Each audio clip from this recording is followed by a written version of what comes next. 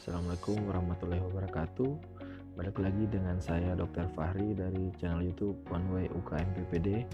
Di video kali ini saya akan kembali membahas soal tentang tryout UKM PPD dengan topik THT. Soal berjumlah kurang lebih 30 soal dalam waktu 30 menit. Nah, seperti biasa teman-teman silakan unduh dulu soal pada link di deskripsi, silakan kerjakan terlebih dahulu. Nanti setelah selesai mengerjakan, silakan cocokkan dengan jawaban yang akan saya jelaskan. Oke, semoga bermanfaat. Silakan disimak.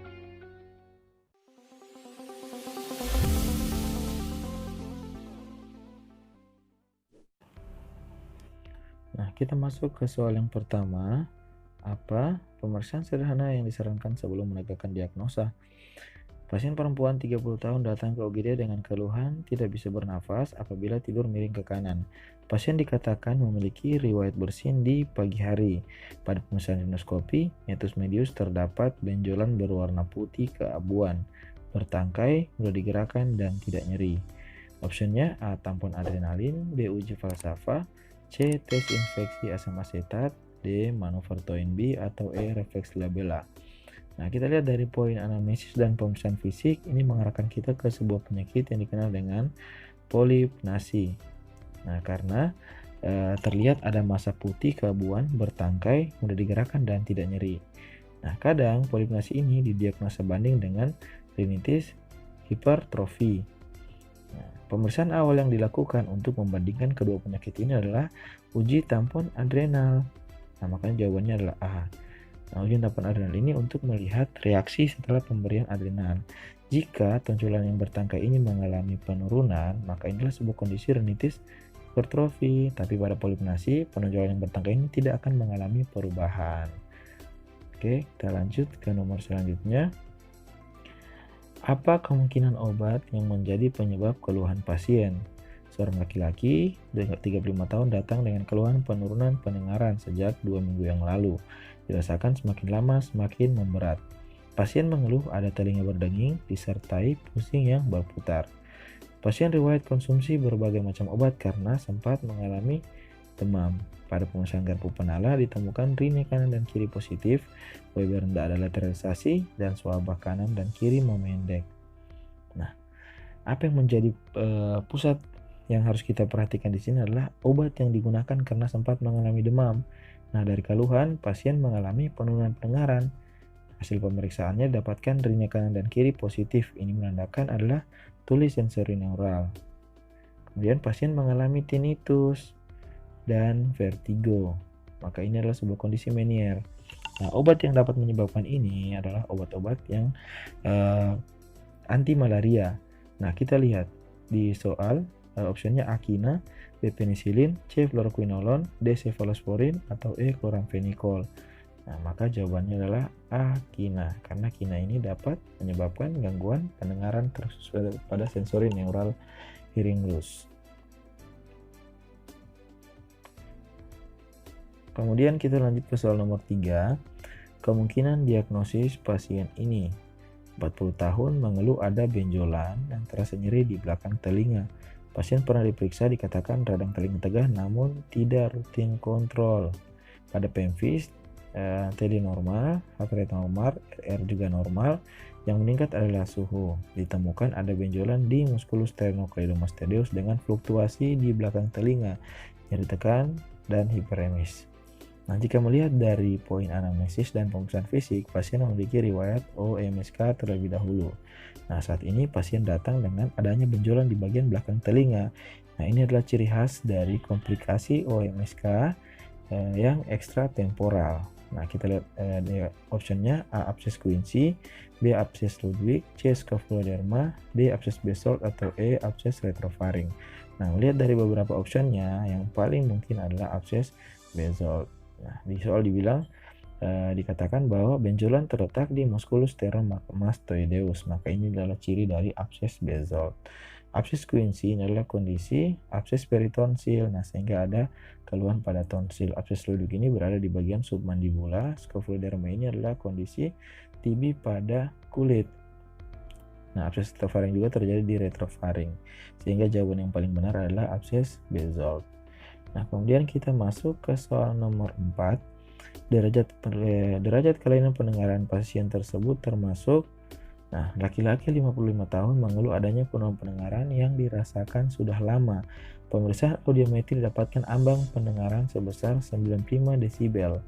Nah, ini menjadi clue yang harus kita perhatikan. Berdasarkan pemeriksaan audiometri, hasilnya adalah 95 desibel. Maka ketika kita masukkan ke dalam kelainan pendengaran, ini termasuk dalam derajat yang sangat berat. Maka jawabannya adalah D. Nah, kita lihat untuk derajat ketuliannya, teman-teman bisa lihat di gambar yang ini. Oke, kita lanjut nomor 5. Apa kemungkinan yang terjadi pada telinga tersebut? Perempuan 18 tahun diantar orang tuanya ke puskesmas dengan keluhan penurunan pendengaran sejak 2 bulan terakhir. Artinya ada penurunan pendengaran sejak 2 bulan terakhir. PMV didapatkan rine kanan positif, rine kiri negatif. Suaba telinga kiri memanjang dan lebar lateralisasi ke kiri. Nah, kemungkinan yang terjadi adalah kita lihat rine kiri negatif. Nah, ini menandakan sebuah kondisi tuli konduktif. Kita buktikan dengan pemeriksaan swabah. Nah, kita lihat swabah telinga kiri mengalami pemanjangan. Nah, ini juga ciri khas dari tuli konduktif. Nah, ketika telinga kiri mengalami tuli konduktif, maka secara otomatis pemeriksaan Weber akan terjadi lateralisasi ke telinga kiri. Maka diagnosisnya adalah telinga kiri tuli konduktif. Maka jawabannya adalah A. Kemudian kita masuk ke nomor 6. Apa kemungkinan diagnosisnya? Anak kurma 7 tahun dibawa oleh ibunya ke dokter dengan keluhan hidung tersumbat sebelah kiri sejak 7 hari yang lalu. Keluhan disertai dengan ingus yang berbau busuk dan kental, hanya dari lubang kiri. Nah, dari poin-poin ini kita mendapat kata kunci ada hidung tersumbat satu sisi dan berbau busuk. Nah, ini ciri khas dari benda asing. Benda asing di bagian hidung. Benda asing ini dapat didiagnosis banding dengan rinitis atrofi. Nah, kondisi ini sama-sama hidung tersumbat dan berbau. Nah, bedanya ketika dia benda asing ini adalah satu sisi atau unilateral. Nah, sementara rinitis atrofi ini terjadi di kedua sisi. Maka jawabannya adalah C, benda asing. Nah, kemudian nomor 7. Apa diagnosis pasien ini? Anak usia 5 tahun datang diantar ibunya dengan keluhan hidung tersumbat yang dialami sejak 1 minggu yang lalu. Hidung tersumbat dirasakan bergantian kedua hidung. Riwayat asma disangkal. Apa diagnosisnya? A. Rinitis alergi, B. Rinitis vasomotor, C. Rinitis atrofi, D. sinusitis, atau E. sinusitis kronik. Nah, kita lihat dari poin anamnesis kita mendapatkan clue hidung tersumbat yang dirasakan bergantian di kedua hidung. Nah, ini menjadi ciri khas dari B. Rinitis vasomotor. Nah, rinitis alergi punya ciri khas bersin kurang lebih dari 5 kali dalam 1 kali periode bersin dan ada pemicu. Ada pemicu serta ada riwayat atopi. Nah, bagian C. Rinitis atrofi yang sudah saya jelaskan sebelumnya, ini ada keluhan hidung berbau dan terjadi pada kedua sisi. Sinusitis ini adalah terjadi nyeri pada bagian sinus sesuai dari lokasi sinus yang mengalami peradangan. Oke, kemudian kita lanjut ke soal nomor 8. Apa etiologi yang paling tepat pada kasus ini? 66 tahun datang dengan nyeri pada telinga kiri. Nyeri bertambah sakit apabila daun telinga ditarik. Riwayat DM tipe 2 tidak terkontrol. Pada pemeriksaan ditemukan cairan dari telinga kiri berwarna kehijauan. Membran timpani kesan sulit dinilai. Nah, penyebabnya apa? Untuk mengetahui penyebab kita harus mengetahui apa diagnosa pasien terlebih dahulu. Ketika kita melihat dari poin anamnesis, pemeriksaan fisik, ini kita mengarahkan ke sebuah kondisi otitis eksterna. Nah, kita lihat pasien mengalami diabetes mellitus. Nah, ini menandakan bahwa ada otitis eksterna maligna. Nah, yang menjadi kata kunci juga dari otitis eksterna adalah nyeri tarik auricula. Nah, di sini dikatakan bertambah sakit apabila daun telinga ditarik. Nah, kemudian di pemeriksaan fisik, yang khas dari otitis eksterna ini adalah terdapat masalah pada liang telinga luar. Nah, otitis eksterna dibagi menjadi otitis eksterna yang sirkumskrip dan otitis eksterna difus, serta otitis eksterna maligna. Nah, yang menjadi pembeda adalah saat melakukan pemeriksaan membran timpani. Pada otitis eksterna difus, ini membran timpani akan sulit dinilai karena mengalami udem. Nah, kita lihat pada soal dikatakan bahwa membran timpani sulit dinilai. Nah, maka diagnosanya adalah otitis eksterna difus atau maligna. Nah, kenapa maligna? Karena pasien memiliki riwayat DM yang tidak terkontrol. Nah, untuk penyebab otitis eksterna sirkumskrip penyebabnya adalah Staphylococcus aureus, tapi untuk otitis eksterna difus dan maligna penyebabnya adalah Pseudomonas aeruginosa. Maka jawabannya adalah A. Kemudian nomor 9, apa terapinya? Nyonya IP 35 tahun, keluhan hidung tersumbat dan keluar cairan hijau kental dan nyeri kepala. Selain akhir-akhir ini pasien merasa nafasnya bau sekali dan sulit untuk mencium bau masakan saat memasak. Tidak ada riwayat alergi, pemeriksaan tanda-tanda vital dalam batas normal. Didapatkan atrofi kongka anterior, media dan inferior serta sekret kental dan kusta hijau. Nah, apa terapinya? Nah, untuk mengetahui terapi tentu kita harus mengetahui apa dulu diagnosa dari pasien ini. Nah, seperti saya jelaskan sebelumnya bahwa ketika ada sekret kental keluar dari hidung, kita memikirkan dua hal adalah benda asing ataukah rinitis atrofi. Kita lihat di sini dikatakan bahwa terjadi pada kedua sisi. Ada dibilang bahwa hanya satu sisi. Nah, maka ini adalah sebuah kondisi rinitis atrofi atau rinitis ozaena. Nah, tata laksana untuk rinitis ini adalah irigasi hidung dengan menggunakan NaCl. Maka jawabannya adalah E. Kemudian kita lanjut nomor 10. Apa terapi definitif pada pasien ini? Bambang, 25 tahun, datang dengan keluhan hidung tersumbat bergantian kanan dan kiri. Tergantung posisi pasien disertai keluar cairan cair. Pasien tidak mengetahui pencetus muncul gejala tersebut. Riwayat pemakaian obat disangkal. Status lokalis rinoskopi anterior, edema kongka, hiperemis dengan permukaan kongka, dapat licin disertai sekret mukoid. Pemeriksaan penunjang skin prick test hasilnya adalah negatif. Dokter sudah memberikan terapi simptomatik, namun keluhan masih terus ada. Nah, apa terapi definitifnya? Nah, seperti saya jelaskan sebelumnya, untuk mengetahui terapi definitif kita harus tahu apa dulu diagnosa dari pasien di atas. Nah, dikatakan pasien hidung tersumbat bergantian kanan dan kiri, tidak ada riwayat pemakaian obat dan tidak ada riwayat alergi. Maka inilah sebuah kondisi rinitis vasomotor. Rinitis vasomotor ini disebabkan karena aktivitas dari nervus vidianus yang menginervasi mukosa hidung. Maka tata laksana definitifnya adalah dengan melakukan pemotongan nervus tersebut. Nah, pilihannya A. Dekongestan topikal, B. Neurotomy viridans, C. Antihistamin oral, D. Kortikosteroid intranasal, atau E. Irigasi hidung. Nah, maka jawabannya adalah Neurotomy viridans. Maka jawabannya adalah B. Kemudian nomor 11. Apa terapi? Tuan Budi 25 tahun, keluhan hidung tersumbat dan keluar cairan bening dari hidungnya. Keluhan tersebut awalnya hilang dengan pemakaian obat oksitalon semprot hidung. Namun semakin lama penggunaan menjadi semakin sering dan keluhan tidak hilang walaupun sudah disemprot berulang-ulang kali. Tidak ada riwayat alergi, kemudian tidak ada juga riwayat alergi pada orang tua.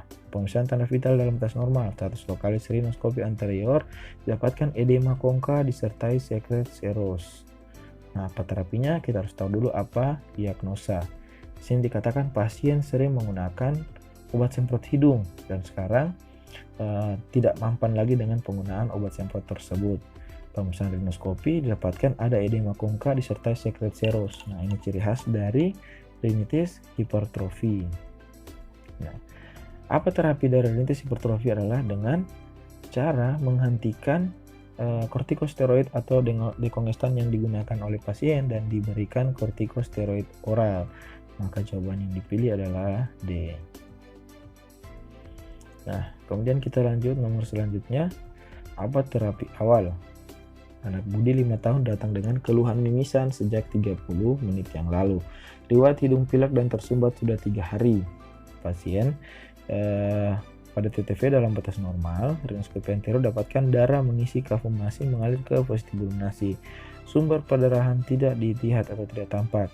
Rinoskopi posterior tidak ada massa atau darah yang mengalir ke dinding faring posterior.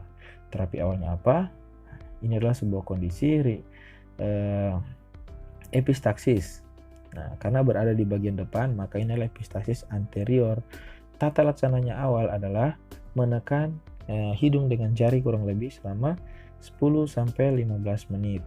Nah, jika perdarahan tidak berhenti, kita dapat melakukan Kauter AGNO3 dengan syarat perdarahan harus terlihat, sumber perdarahan harus terlihat. Nah, jika sumber perdarahan tidak terlihat, maka kita coba dengan menggunakan tampon anterior atau tampon Borzalf. Kemudian kita lanjut nomor selanjutnya. Terapi. 50 tahun datang ke IGD Pusat dengan keluhan mimisan sejak 2 jam yang lalu. Rinoskopi anterior dapatkan darah mengisi kafum nasi, sumber perdarahan tidak tampak. Pemeriksaan rinoskopi posterior tidak dapatkan massa, namun tampak darah mengalir ke dinding faring posterior. Dokter sudah melakukan penekanan jari, namun mimisan masih saja belum berhenti. Pasien mulai merasa tidak nyaman karena darah yang terus mengalir di tenggorokannya.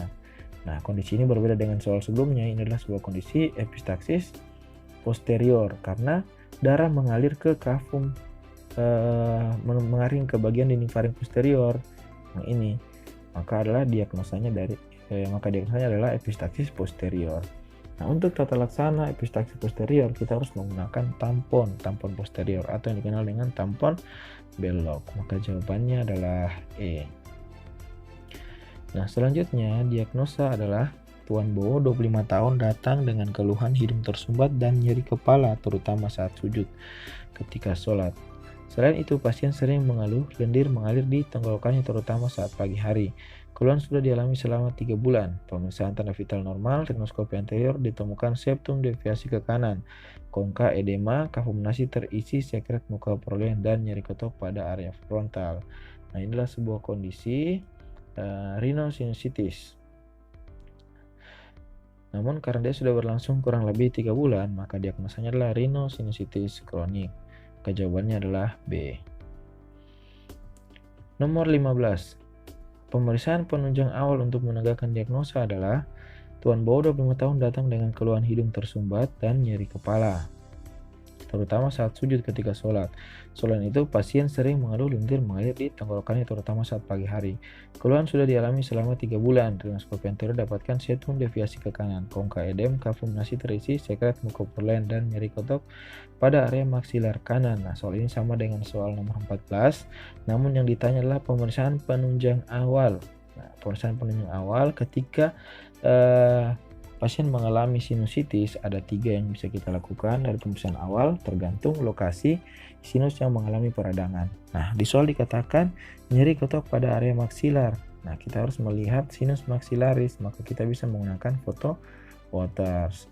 Nah, ketika sinus frontal yang mengalami masalah, kita dapat menggunakan foto Caldwell. Dan ketika kita ingin melihat semua sinus frontal, maksila, sphenoidal, ethmoidal, maka kita menggunakan foto Seidel. Nah, maka karena sini hanya melihat foto maksila, maka kita menggunakan foto Waters. Kemudian nomor 16. Terapi medikamentos yang dapat diberikan untuk membuka sumbatan osteometal kompleks adalah Tuan Bagus 25 tahun datang dengan keluhan hidung tersumbat dan nyeri kepala terutama saat sujud. Selain itu, pasien sering mengeluh lendir mengalir ke tenggorokannya terutama saat pagi hari. Keluhan dialami sejak 2 minggu. Rinoskopi anterior ada deviasi septum kanan, kongka edem, kafum nasi terisi sekret, mukoprolen dan nyeri kotok pada area maksilar. Ini masih sama dengan soal sebelumnya, namun yang ditanya apa terapi medikamentosa yang dapat diberikan untuk membuka sumbatan. Nah, untuk membuka sumbatan maka kita berikan adalah dekongestan, maka jawabannya adalah B. Nah, kemudian nomor 17, apa diagnosa? Tuan Adi 50 tahun datang ke IGD Puskesmas dengan keluhan mimisan sejak 2 jam yang lalu. Pemeriksaan TTV dapatkan tekanan darah naik, rinoskopi anterior dapatkan darah mengisi kafum nasi. Sumber perdarahan tidak tampak. Pemeriksaan posterior tidak dapatkan massa, namun tampak darah yang mengalir ke dinding faring posterior. Dokter juga sudah melakukan penekanan dengan jari, namun mimisan masih belum berhenti dan pasien mulai merasa tidak nyaman karena darah terus mengalir di tenggorokannya. Apa diagnosanya? Nah, ini sama dengan keluhan sebelumnya. Inilah sebuah kondisi epistaksis karena dia terlihat darah mengalir ke dinding faring posterior dan sudah melakukan penekanan dengan jari, mimisan belum berhenti, maka ini diagnosanya adalah epistaksis posterior. Maka jawabannya adalah B. Nah, kemudian terapi yang paling tepat. Anak Tiara 12 tahun datang dengan keluhan nyeri pada telinga kanan dan kiri sejak 7 hari yang lalu disertai demam tinggi dan penurunan pendengaran. Pasien sebelumnya batuk pilek yang tidak diobati TTV, terjadi peningkatan suhu. Status lokalis membran timpani menonjol ke arah luar atau bulging dan titik kekuningan di tengahnya. Nah, ini adalah sebuah kondisi OMSA tipe supurasi. Artinya ada supurasi cairan dan nanah di dalam kafum timpani sehingga membran timpani menonjol ke arah luar atau bulging. Nah, pada kondisi ini terapi yang paling tepat adalah melakukan drainase isi kafum timpani keluar atau yang dikenal dengan miringotomi. Maka jawabannya adalah C. Kemudian nomor 19, bagaimanakah hasilnya? Jonathan 15 tahun datang dengan penurunan pendengaran pada telinga kanan tanpa adanya keluar cairan. Namun ternyata 6 bulan yang lalu telinga kanan sering keluar cairan berbau busuk. Pasien tidak berobat sejak awal. Pemeriksaan tanda vital normal, status lokalis, otoskopi dapatkan sekret negatif. Pada pemain perforasi sentral membran timpani, jaringan donasi berwarna putih tidak ada. Nah, bila dilakukan tes Garputala, bagaimanakah hasilnya? Nah, berarti telinga kanan pasien mengalami tuli konduktif karena mengalami perforasi sentral di membran timpani. Ini berhubungan dengan konduksi suara. Nah, ketika tuli konduktif, maka pemeriksaan rine kanan akan negatif, yang pertama. Kemudian pemeriksaan swaba, ya, swaba ini akan mengalami pemanjangan. Swaba akan memanjang dan Weber akan lateralisasi ke telinga kanan. Nah, maka kita lihat optionnya. Swaba kanan memendek, ini adalah salah. Rine kanan positif juga salah. Swaba kiri memanjang juga salah. Rine kanan negatif kemungkinan benar. Weber tidak lateralisasi salah. Nah, maka jawabannya adalah rine kanan negatif, berarti yang ini. Oke, kita lanjut nomor 20. Maka kelainan yang dialami pada pasien adalah Tuan Ginting 61 tahun datang dengan penurunan pendengaran pada telinga tanpa ada keluar cairan. Tes Garputala dapatkan sebagai berikut. Telinga kanan rine positif, swaba memendek. Telinga kiri rine positif, swaba memendek. Weber dapatkan lateralisasi ke kanan. Nah, jika dilihat telinga kanan rine positif, swaba memendek, inilah sebuah kondisi tuli sensori neural. Kemudian telinga kiri rine positif, swaba memendek, ini juga kondisi sensori neural. Namun pada pemeriksaan Weber ternyata lateralisasi ke telinga kanan, artinya telinga kiri akan lebih berat kondisinya dibanding telinga kanan. Maka jawabannya adalah kanan dan kiri tuli sensori neural dengan telinga kiri lebih parah dari telinga kanan karena ciri khas sensori neural itu akan lateralisasi ke sisi kontralateral. Kemudian nomor 21. Kelainan yang dialami pada telinga pasien adalah Dinda 45 tahun mengeluh penurunan pendengaran. Tes Garputala dapatkan telinga kanan rine negatif, swaba memanjang. Telinga kiri rine positif, swaba memendek. Weber dapatkan lateralisasi ke kanan. Nah, kita lihat rine negatif, swaba memanjang, ini adalah tuli konduktif. Rine kanan positif, rine kiri positif, swaba memendek, ini adalah tuli sensori neural. Nah, kemudian Weber lateralisasi ke kanan. Nah, ini memang bahwa kondisi ketika tuli konduktif, Weber akan lateralisasi ke telinga sakit. Telinga kanannya konduktif, maka lateralisasi ke kanan. Dan ketika tuli sensori neural, dia akan lateralisasi ke telinga yang sisi kontralateral. Nah, kita lihat telinga kirinya sensori neural dan Weber lateralisasi ke kanan. Jadi telinga kanan konduktif, telinga kiri tuli sensori neural. Maka kita cari A. Kanan sensori neural, kiri konduktif. Salah. Kemudian B. Kanan tuli konduktif, kiri sensori neural. Nah, maka jawabannya adalah B. Kemudian nomor 22. Bila dites Garputala, maka dapatkan hasil Taufik 40 tahun datang dengan keluhan penurunan pendengaran disertai keluar cairan dari telinga kanan dan kirinya. Otoskopi membran timpani kanan perforasi subtotal, membran timpani kiri sentral 20%.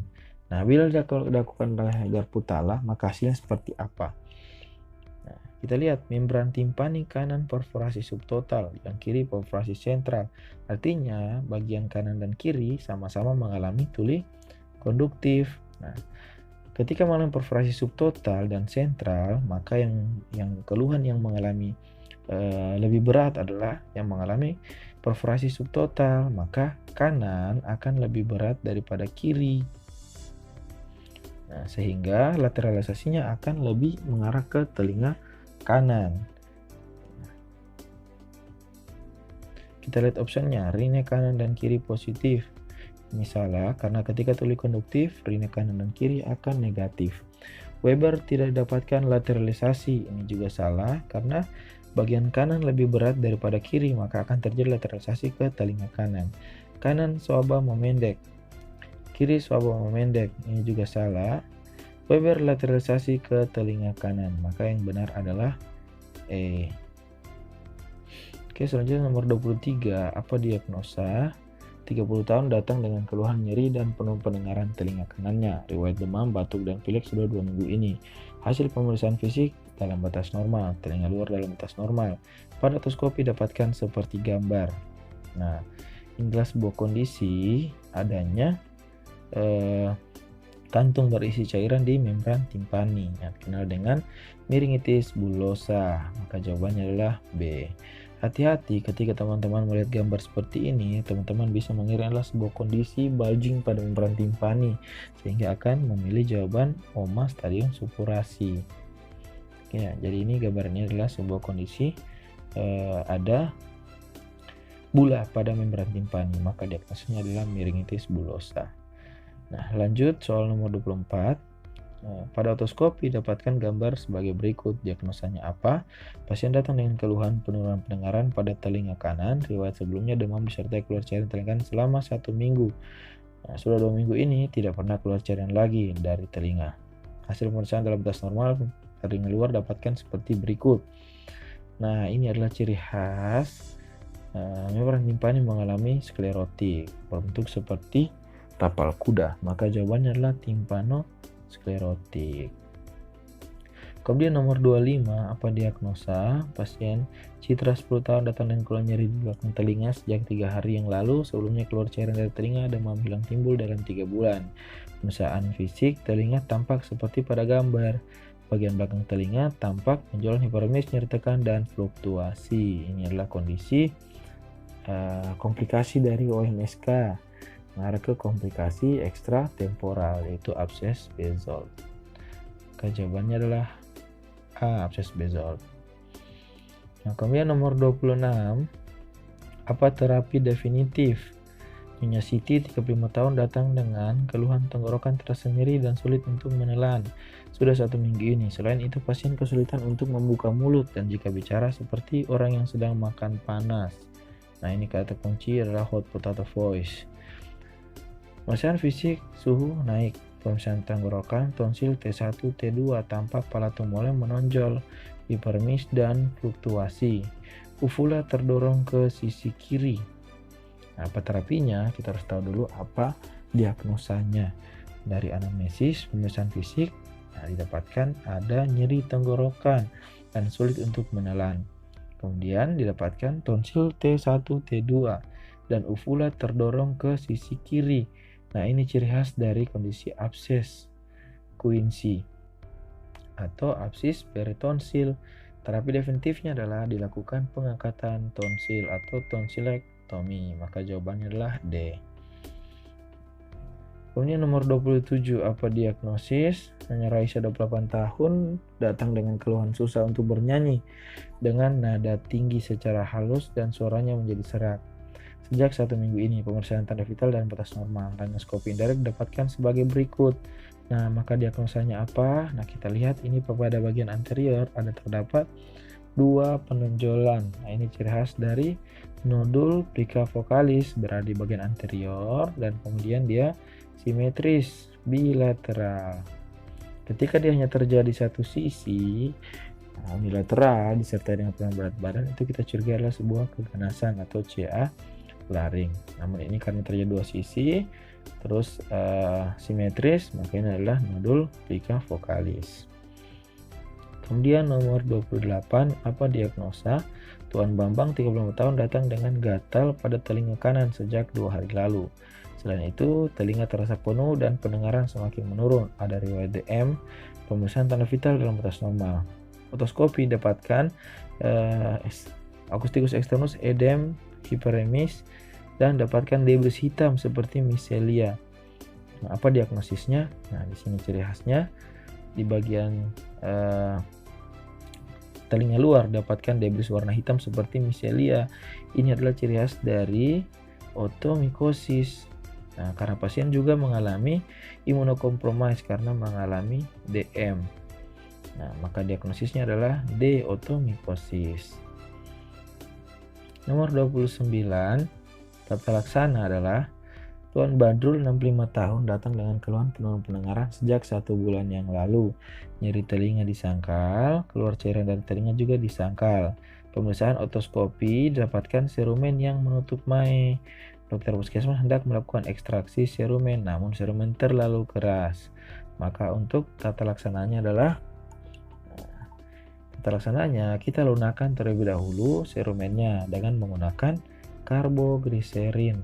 Nah, ini diberikan selama 2-3 hari. Setelah 2-3 hari kita lakukan ekstraksi atau dilakukan spooling pada telinga. Jawabannya adalah E. Oke, kita masuk ke soal nomor 30. Diagnosis yang paling mungkin adalah seorang laki-laki 30 tahun datang ke tempat praktek dokter dengan keluhan penurunan pendengaran sejak 5 bulan yang lalu. Keluhan ini dirasakan pada kedua telinga, tetapi telinga kanan dirasa lebih berat. Keluhan ini berupa telinga berdenging dan pusing. Bila di keramaian, pasien cenderung bicara pelan dan merasa pendengarannya akan membaik. Nah, pada pemeriksaan fisik dapat otoskopi tidak dapatkan kelainan baik pada telinga kanan maupun telinga kiri. Diagnosis yang mungkin adalah, kita lihat dari poin anamnesis, didapatkan pasien mengalami penurunan pendengaran, namun keluhan pendengarannya akan berkurang ketika berbicara di keramaian dan merasa pendengarannya membaik. Inilah kondisi ciri khas dari otosklerotik. Nah, karena mengalami sklerotik pada tulang-tulang pendengaran, maka dia akan mendengar lebih baik pada nada frekuensi tinggi. Nah, berbeda terbalik dengan presbyakusis. Nah, ini kondisinya pasien akan mendengar lebih baik pada daerah yang sepi. Nah, pada daerah keramaian dia akan mengalami tuli atau ciri khas dari pasien adalah cocktail tidiness.